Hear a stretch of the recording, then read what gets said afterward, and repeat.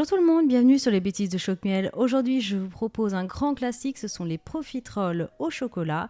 Donc un dessert chaud-froid et vraiment une super gourmandise à faire. Vous allez voir toutes les étapes en vidéo.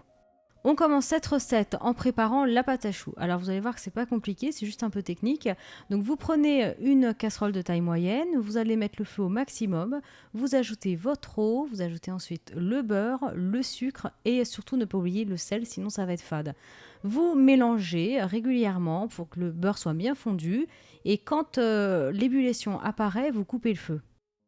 Donc ensuite, sur feu éteint, vous allez ajouter immédiatement votre farine et là, vous allez mélanger vigoureusement votre préparation. Donc ne vous inquiétez pas, on a l'impression que ça va faire plein de grumeaux donc au départ, mais en fait, ça se mélange parfaitement bien jusqu'à obtenir vraiment une boule super lisse, bien homogène.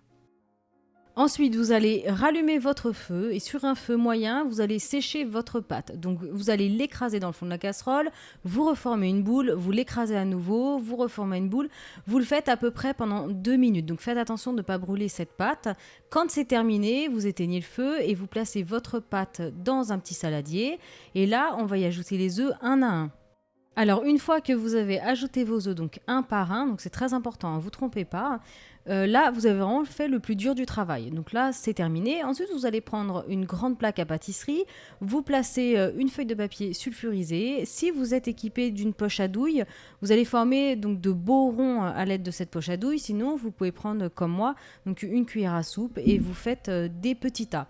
Donc, attention, parce que si vous faites des tas un peu trop gros, donc ils vont être assez gros parce que ça gonfle énormément. Donc, à peu près une petite cuillère à soupe. Si vous en mettez plus, vous allez obtenir des choux plus gros. Donc ensuite, on place nos choux donc à mi-hauteur à 190 degrés pendant 20 minutes.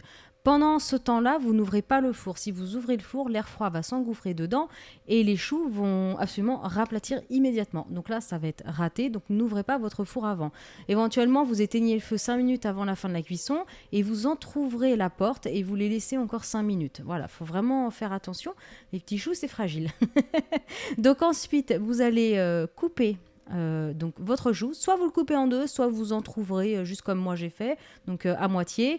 Vous placez votre glace à la vanille à l'intérieur, donc vous mettez une boule, deux boules, je sais pas, ça dépend vraiment de la taille de votre chou. Ce jour-là, j'avais des géants à manger, donc les miens sont absolument énormes, j'avais des gros gourmands à table, c'est pour ça qu'ils sont aussi gros. Donc on met la glace, ensuite on verse du chocolat chaud, donc moi j'ai simplement fait fondre du chocolat noir, mais vous pouvez y ajouter à cette préparation de la crème pour que ce soit encore plus gourmand. Et ensuite, j'ai fait griller des amandes effilées et je les ai tout simplement ajoutées.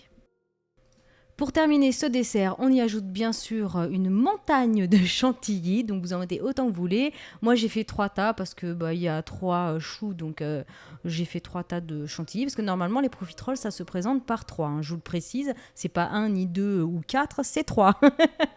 Donc vous mettez 3 choux, vous mettez 3 énormes paquets de chantilly et là vous servez immédiatement parce que c'est quand même un dessert chaud-froid, donc il faut le servir vraiment tout de suite.